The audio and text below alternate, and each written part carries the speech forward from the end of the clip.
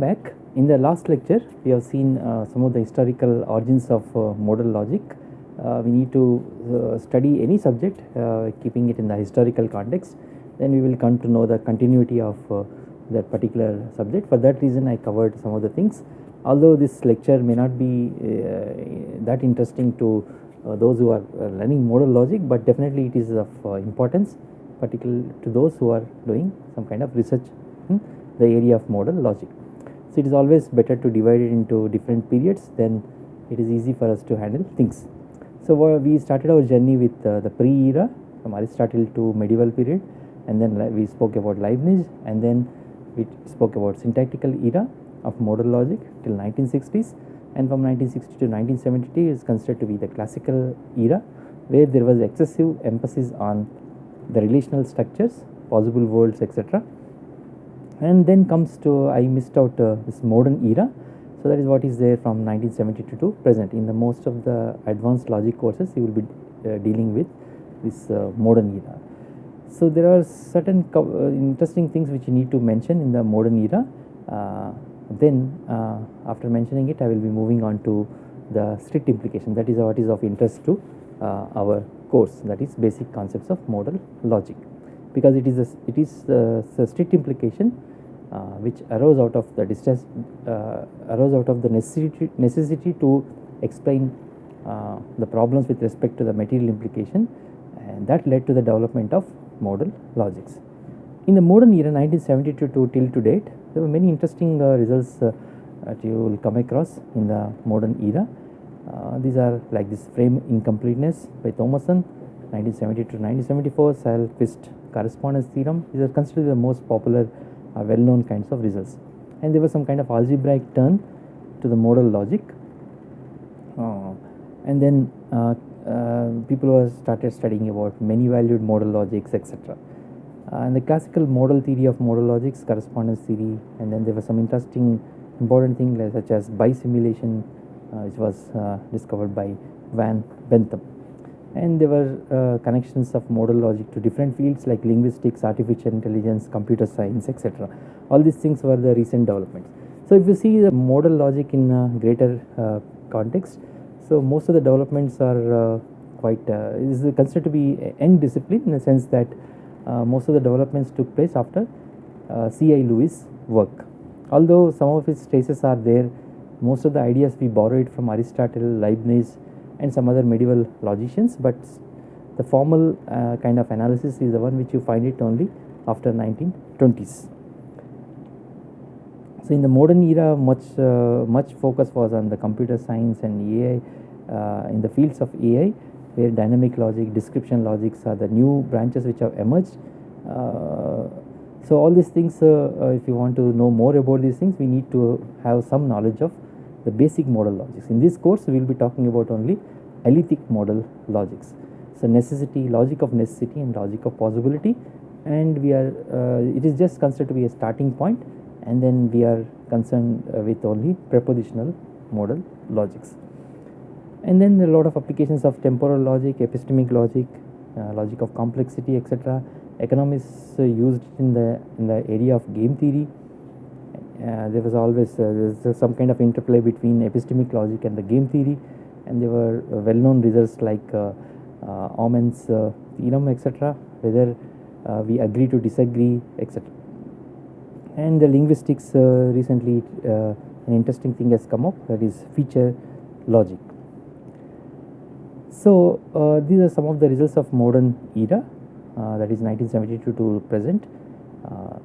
The different systems which are developed, modal logics are studied in a wide sense, and modalities, that is every kind of modality, introduction of the computational modalities are the ones which you will see it in this era. And one of the problems of the modern era is that each and every era has its own problems. Aristotle grappled with future contingent sentences. Leibniz, in the process of explaining the ontological proof for the existence of God, etc., he had to come up with these possible worlds. There was no formal analysis which you find it in Leibniz. And then the problem is in the modern era is that algebraic completeness, and modal theory, expressivity of complexity, etc. All these are problems in the modern era. The method that was used in the modern era is a combination of algebraic and the relational structures, which you find it in the classical era, and several logicians have also started using the computational methods such as automata and Turing machines. So this is the reason why modal logic is discussed in philosophy departments, computer science, mathematics, etc. These days you will find it many interesting courses, you will find it in the computer science and mathematics departments. Although its origin is in philosophy, but you will study these things in the computer science department because of the applications. One of the strengths of this modern era is that application of modal logics to various other fields, in particular to the theoretical computer science. Weakness is the one which you need to come up with, because it's ongoing kind of research in this area. So what we have seen so far is we have seen the development of modal logic in a very crude manner. At least we covered some of the most important things that are there in these 4 periods. So we will be focusing our attention on the first 3 periods only. We will be ignoring the 4th period, although it is considered to be important. It is difficult to cover everything in the course. That's why we will not be dealing with the modern era, but definitely we will be talking about some of the important things, such as we will be knowing some of the important interesting things such as relational structures, etc., which is considered to be important to understand the other things. So now I will be focusing my attention on the strict implication. So how did this strict implication has come into existence? There was thorough dissatisfaction with respect to the material implication. So the material implication is defined in the sense P implies Q means it is defined as not P or Q, or it is not the case that P is true and Q is false. With that, you can also talk about the validity. It is not possible for the premises to be true and the conclusion to be false. C.I. Lewis is of the view that implication that is used by Bertrand Russell and Whitehead in their book Principia Mathematica is not sufficient enough to capture what they call it as deduction. So some of the problems with respect to material implication is this thing: a true proposition is implied by any strange kind of proposition. That is the case in the first one, P implies Q implies P. Particularly when P is true, a true proposition is implied by any strange proposition. Here the strange proposition is Q, and if the statement is false, that is not P, then a false proposition implies any kind of proposition. If 2 plus 2 is equal to 5, then you can show that moon is made up of green cheese, or moon is not made up of green cheese. Although there is no connection between 2 plus 2 is equal to 5 and moon is made up of green cheese, but material implication doesn't take care of the relevance relation, etc. Or you can have several instances of this material implication. It leads to counterintuitive results. Another instance is this thing: of any 2 propositions, that is the 4th one I am talking about, of any 2 propositions, if one does not imply another, then the other implies the one. That is not of P implies Q means implies Q implies P. So all the things which are listed out here are considered to be some kind of instance of paradox of material implication. But the first 2 things are the ones which are widely studied. That is, we don't expect a true proposition to be implied. True proposition in the sense tautologies. Logicians are obsessed with tautologies. Why they are obsessed with tautologies? Because all tautologies are considered to be valid formulas. If all valid formulas are generated by any strange kind of proposition, then there is something wrong there. Or a false proposition, if you begin with a false proposition, so the logicians treat this kind of inconsistencies as a hell kind of situation. If you have a falsity, it leads to anything. Other issues with respect to material implication is the one which we have discussed in the last few lectures, that is irrelevance, and there is no material implication is viewed in such a way that there is no causal implication between these 2, antecedent and the consequent of the conditional. Suppose if you say that if the sun is hot, then 2 plus 2 is equal to 4. Sun is hot has nothing to do with 2 plus 2 is equal to 4. But in the case of classical logic, sun is hot is represented as P, and 2 plus 2 is equal to represented as Q, and then P implies Q has its meaning, that is you come up with the truth conditions of P implies Q based on the definition not P or Q. So it's going to be false only when sun is hot and 2 plus 2 is equal to 4 is false. That means the premises are true, the antecedent is true and the consequent is false, then only the conditional if the sun is hot then 2 plus 2 is equal to 4 is going to be false. There is no kind of relevance between antecedent and the consequent here.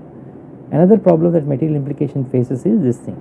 If you start with a false proposition 2 plus 2 is equal to 5, then you can have any strange kind of proposition like if the moon is made up of green cheese, or you can even say that if 2 plus 2 is equal to 5 then moon is not made up of green cheese. That is also going to be true. So we don't want such kind of things. We want to have some kind of meaningful relationship between P and Q that exists in a conditional sentence, P plus Q. Another problem which is there is that monotonicity problem, which led to the development of non-monotonic logic. One example could be like this: if I put sugar in my coffee, it will be tasty. Of course, sugar is there; it will be tasty. Therefore, if I put sugar and you add some more new information to it, I add petrol or kerosene or diesel, whatever it is, in my tea, then it would still be tasty, or it will still be, you feel it as good. It doesn't seem to be intuitive to us. So there seems to be some problem with the property of monotonicity. So our day-to-day reasoning or common sense reasoning is considered to be non-monotonic in nature, and then we need to reason with incomplete information. So here is an interesting example which is given by Dorothy Edgington, a leading logician. He has come up with a funny kind of proof for the existence of God like this. If God doesn't exist, then it is not the case that you pray and then your prayers will be answered. That's why you don't pray, but still God exists. Even if you don't pray, God will exist. God has to exist here. So now it is in this context Lewis has come up with a distinction between suppose if you take these logical connectives, conjunction, disjunction, implication, etc. For every such kind of logical operator, conjunction, disjunction, etc., we have something called as intentional disjunction, intentional conjunction, intentional implication. Suppose if you say that here is a statement which is a little bit funny, but it is interesting to note. For example, if you say that I became sick and I went to see the doctor. Everyone who becomes sick, they will go to see the doctor. Suppose if you reverse the sentence, that is P and Q is the one which I stated earlier. So now if it is Q and P, I went to see the doctor and I became sick. So this is second thing doesn't seem to be acceptable to us. Nobody goes to the doctor to become sick.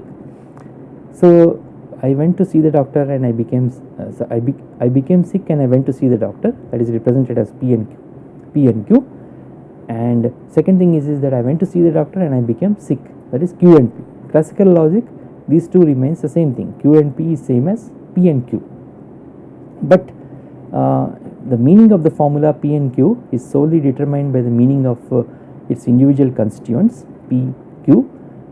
Then you will miss out many things. So these two should remain the same thing. I went to see the doctor and I became sick, and I became sick and I went to see the doctor. These two should remain the same thing. There is something wrong there. So the meaning of the formula is not solely dependent on the truth value of its individual constituents. Suppose if you say that either Rani does not love me or I am beloved. So it is a disjunction kind of thing. So this disjunction needs to be understood as intentional kind of disjunction.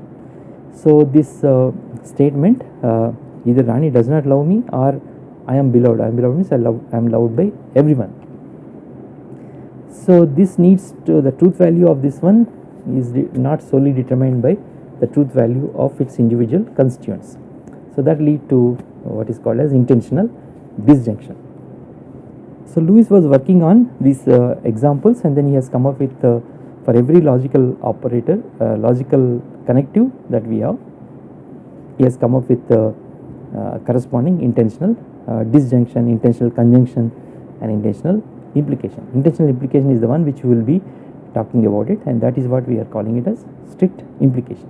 So we have to come up with an adequate notion of implication which captures what we call it as deduction, what it means to say that Q is deduced from P. Lewis is of the view that material implication failed to capture that one. So in these two examples, extensional disjunction will not serve our purpose. So that's why we need to view it in a totally different way. That is, we need to consider intentional disjunction.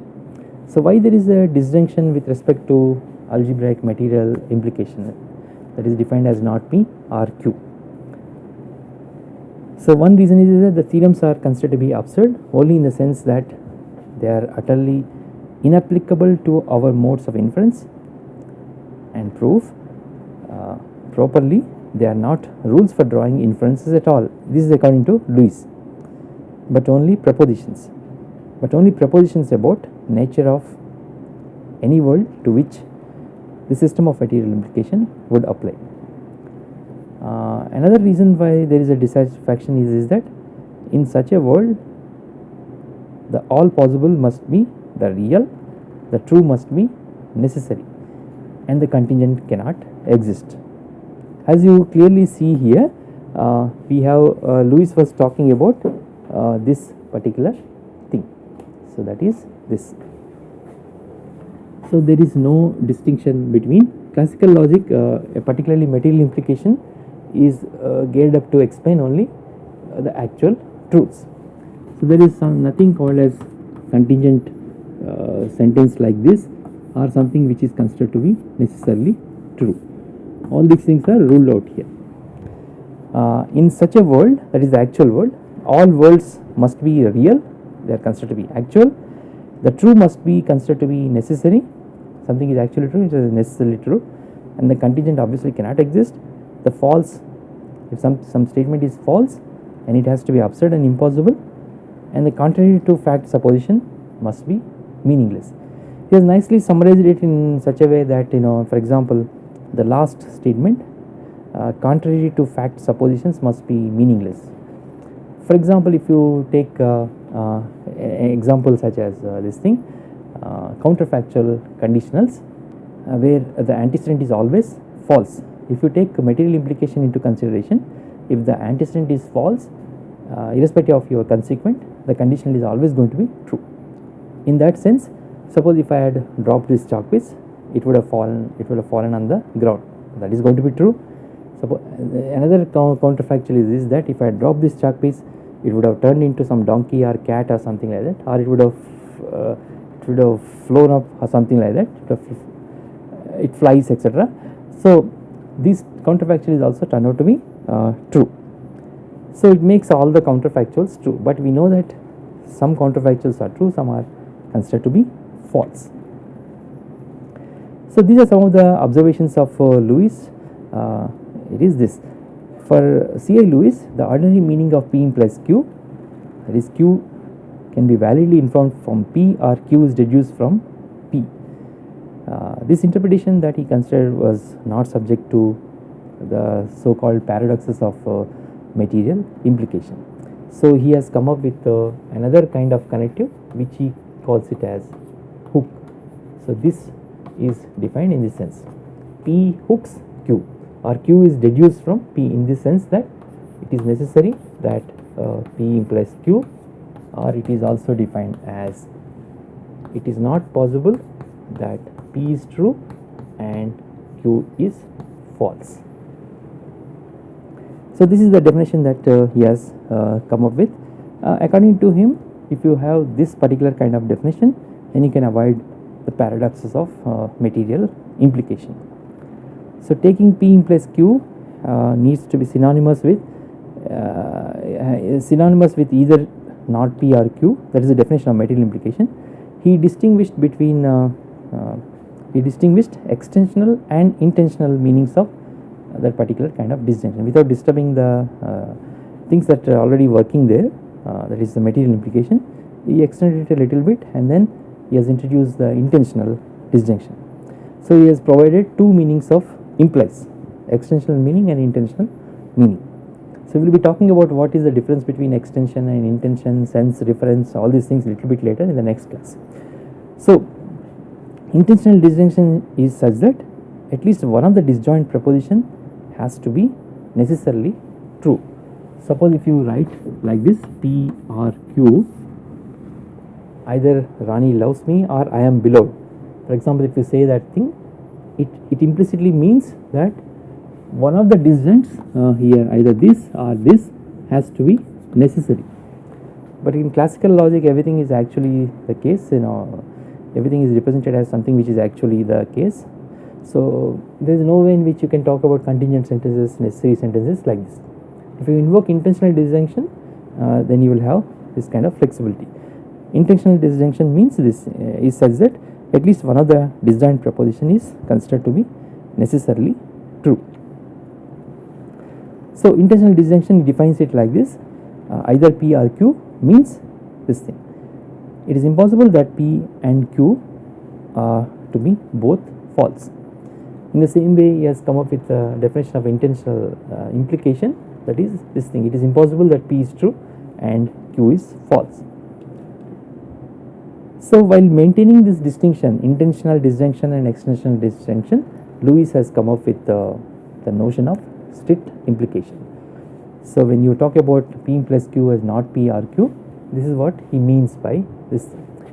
So this is not P or Q. It is necessary that not P or Q is the case. That is same as it is impossible that P is true and Q is false.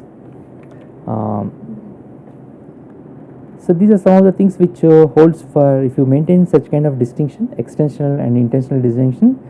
There are certain things which holds for material implication. There are certain things which holds for strict implication. For example, in this case, P implies Q, not P. There is a relationship between intentional and extensional disjunction. It is like this. P implies Q is viewed as not P intentional disjunction Q. It is same as not P or Q, and it is also same as not of P. P is true and Q is false. In the case of strict implication, P implies Q means this thing. Not P intentional disjunction Q is not equivalent to not P or Q. So these two are considered to be totally two different things, because if you take any in the case of intentional disjunction, in any intentional disjunction which connects two prepositions, one of the things has to be necessary. It is for this reason not P or I stands for intentional disjunction, is not equivalent to not P or Q. So maintaining such kind of disjunction, Lewis has come up with the notion of strict implication, and he defines strict implication in this way. So in the next class we are going to see how Lewis has come up with his modal axiomatic systems from S1 to S5, and then we will be talking about the language of modal logic. So in this class, in this lecture, in the past two lectures, what we have seen is this thing. We have put modal logic into the historical context, and we have seen various phases, and then for our course we will be dealing with the developments, some of the developments from Aristotle to the classical era. We will be in a way skipping the modern era, that is from 1972 to till to date. Although it is considered to be very important, but because of the time constraints, we will be skipping some of the important things, developments after 1972. So, but our emphasis will be on two important things, that is the relational structures or the Kripke frames, and the second important thing is the method, that is the semantic tableaux method, which we will be using it to determine.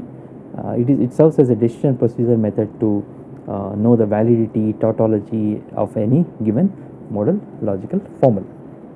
With this I will end this lecture. Thank you.